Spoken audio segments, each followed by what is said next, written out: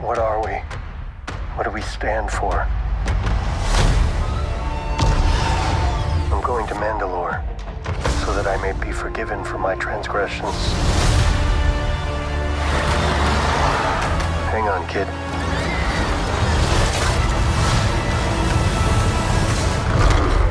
This is the way. The Mandalorian Season 3, streaming March 1st, only on Disney+. Welcome back, everyone. It's Charlie. They dropped the new Mandalorian Season 3 trailer. There's a bunch of new footage. We'll break it all down and talk about Grogu versus Anakin Skywalker or Darth Vader as he would have been during Order 66. Because it definitely seems like they're hyping up an encounter between the two of them. Why else would they continue flashing back and show you Anakin Skywalker getting ready to bust in where Grogu is hiding? If you're brand new to the channel, I'll be doing videos for all the episodes just like I do for all the other previous Star Wars series. Be sure to subscribe to get them. I'll do a giveaway for Disney Plus memberships when we get a little bit closer, and we have Super Bowl trailers coming in a couple weeks too. We'll probably get another Mandalorian Season 3 trailer then. But a big part of the Mandalorian Season 3 and continuing seasons is the dual meaning of the name of the show, The Mandalorian, and the dual meaning of the prophecy about the child who would bring balance to the Force that we've typically thought of as Anakin Skywalker.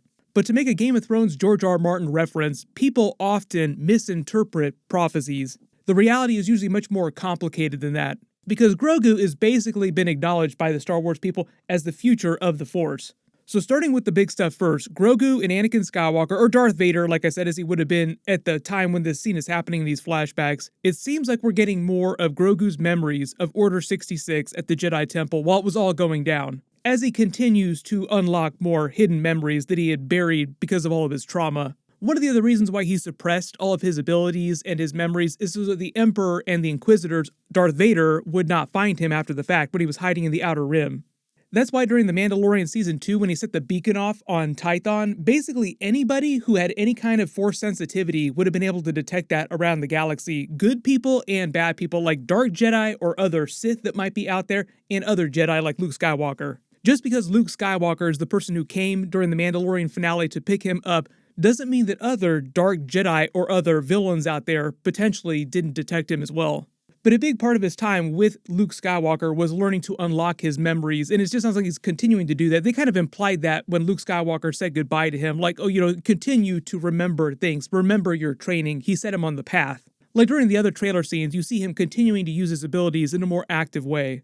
But it also sounds like as part of him remembering things, he's starting to remember the circumstances of his escape from the Jedi Temple, how he survived. During the Book of Boba Fett, they hinted at who could potentially have saved him, like this is the Jedi Librarian, these other Jedi here could have led to him escaping.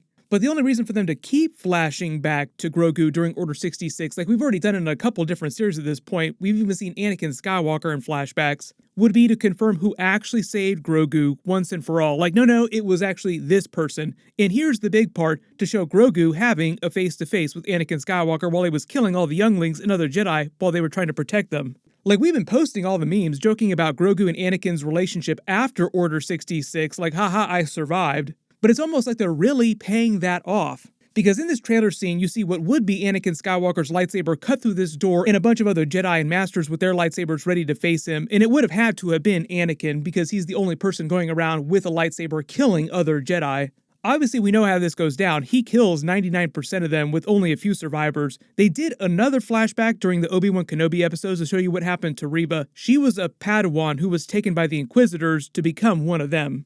When Order 66 went down, one of two things happened at the Jedi Temple or around the galaxy just in general when Darth Vader and the other Inquisitors would find Force sensitives. They'd either kill you outright, and Darth Vader did this a lot for funny reasons I'll explain in a second, for different reasons later on when he was older. Or if you were capable of being turned to the dark side, they would throw you into training at the Fortress Inquisitorius to become another Inquisitor like Reva. The Grand Inquisitor, for instance, used to be one of the Jedi Temple Guardians on Coruscant. He's featured in the Clone Wars episodes during Ahsoka's trial. He had grown jaded with the Jedi Order so that by the time Order 66 had happened, he officially turned to the dark side when the Emperor called for Order 66 and helped Anakin Skywalker and the others kill the Jedi and capture them, depending on the conditions. I think the idea in this flashback scene is we're seeing Anakin mostly in his seek and destroy mode, going around the Jedi Temple, killing all the younglings and the other Jedi, and it sounds like they want you to think that their ultimate plan for Grogu, at least as Anakin Skywalker and the clone troopers are planning here, had they been able to get their hands on him, would be to turn Grogu to the dark side and make him one of the Inquisitors. Or at least try to. Jon Favreau and Dave Filoni have talked a lot about Grogu and his potential. The other actors have talked about this as well too. Like, he's meant to be truly egoless, just open to any ideas that are handed to him. So theoretically, he has infinite potential to become a powerful good Force user or a very powerful dark side Sith Force user. And they're trying to show us how things could have gone another way had he not been saved. You could be looking at like the Sith version of Yoda, basically. They would have gained someone with even more potential than the Emperor in the Force, someone on Yoda's level, but as a Sith. Anakin Skywalker, Darth Vader, would have been the only known person so far who would have been more powerful. And technically, when you're talking about power levels in the Force and Anakin Skywalker, it's more about potential for power and his stronger connection to the Force. That's why as Force users become older, they become theoretically more powerful rather than like in normal life where you get older, you get weaker. The reason why Jedi and Sith get more powerful as they get older is because they grow closer to the Force. And because of the circumstances of Anakin Skywalker's birth, he was just naturally much closer to the Force than almost everyone else. Yoda's race is one of the few exceptions to that. Like, every member of Yoda's race is born extremely close to the Force with a lot of potential, but even amongst them, they all have different power levels. Like, they're not all born extremely powerful. But in this moment here, when this would have been happening, it sounds like Grogu wouldn't have been able to completely withstand Anakin's power, even though he and Anakin are the same age, if it wasn't clear. They were meant to be about the same age. They were born in the same year. It's just that Grogu came to the Jedi Temple before Anakin did, because the whole idea is that Anakin didn't come until he was quote-unquote too old, according to Master Yoda. Too old to begin the training. But because of the way Yoda's race develops and ages, Grogu was basically still a child when Order 66 was happening. Even though he was just as old as Anakin Skywalker, he had just as much potential for power as Anakin Skywalker, just because of his biology, his experiences, had not had as much training as Anakin Skywalker had. So physically, in the moment, he just couldn't match Anakin Skywalker the exact same way. You also look at the flashbacks that Grogu is having, like the just horror in his eyes. It seems like he's frozen in terror, so even if he had been able to fight Anakin Skywalker, he might have just been frozen in fear. Watching him slice through all of his friends and fellow trainees and Padawans. What I'm really interested to see, though, is if there's a big twist with what happened to Grogu and how he got saved, if the person who saved Grogu was really, wait for it, Anakin Skywalker himself. Like, we're all expecting to see Anakin Skywalker continue slicing his way around through all the younglings, RIP other Jedi. When he gets to Grogu, the other Jedi sacrifice themselves, and one of them is able to get him away. We've all been expecting it to be a really big character or some other person that we haven't seen before. But what if, big twist, the Jedi were not successful in sacrificing themselves to save him, Anakin was too powerful, killed them all, and did get to Grogu. But instead of handing him over to the Emperor, he allowed Grogu to escape on purpose. One of the big things with Anakin Skywalker, or Darth Vader as he became, in the Emperor, is that they never trusted each other, they never liked each other. It was mostly a partnership of convenience. They kind of show you this during the Obi-Wan Kenobi series, they get a little bit into it, but the whole idea is that Darth Vader doesn't really care that much about the Empire itself. He just cares about his order in the galaxy. His idea of what order represents.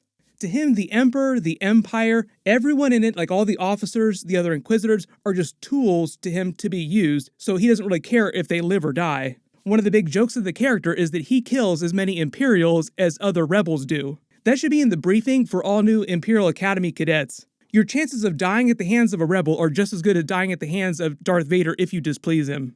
And one of the things that Darth Vader would do when he and the Inquisitors were going around hunting down the Jedi after Order 66 is that anytime they would find some really powerful resource, like a really powerful Jedi holocron or really powerful Force user, he would usually try to kill them or destroy the artifact so that the Emperor couldn't use them against him. Because the whole idea in the Sith is that there's always two, like rule of two. That means that if you want to become a Sith, you either have to kill the previous apprentice or the previous master. And Darth Vader really didn't want to die. So he's basically killing all the other people that could potentially have replaced him, which is probably why he wouldn't want the Emperor to get his hands on Grogu, because theoretically, Grogu could become just as powerful, if not more powerful, than Anakin Skywalker. There's also the whole idea that the prophecy about the Child of the Force has been misinterpreted. So when all the Jedi, Yoda, Mace Windu, everyone else, Obi-Wan Kenobi are talking about the prophecy of the Force, you've heard the prophecy, there's a child that will bring balance to the Force. George Lucas has talked about this ironically, because mistakenly, Mace Windu, Yoda, the other Jedi, thought that balance meant getting rid of the dark side, getting rid of the Sith Force users out there, when really it was the opposite of that. There's this whole idea that the Jedi Order had become jaded over time and needed just like a complete reformation. So things were balanced, but back towards the dark side. And now the idea that things are balancing out again, and Grogu is a big part of that. So the idea that the prophecy of the Force, the child who would bring balance, is just more complicated in that Grogu is part of that prophecy as well as Anakin Skywalker. Like Grogu is part of bringing balance to the greater idea of the Force in the galaxy. But let me know in the comments, who do you think actually saved Grogu? Do you think it actually was Anakin Skywalker who was trying to keep him away from the Emperor, not so much because he cared about Grogu, but because he didn't want the Emperor to train an even more powerful replacement ultimately? But like I said, we'll probably get a couple more trailers before episode 1 starts. It's starting at the beginning of March, just like they say in the trailers, so we don't have to wait that long before we get here. There'll be a ton of trailers between now and the Super Bowl, so I'll try to do videos for as many things as possible, but if you have any requests or big questions, just write them in the comments below. James Gunn just made this huge announcement, dropped this big trailer for like the DC Phase 1 of his new rebooted movies. They're calling it DC Chapter 1. Click here to watch that, and click here for my other Mandalorian Season 3 trailer video. Thank you so much for watching, everyone stay safe, and I'll see you guys in the next one.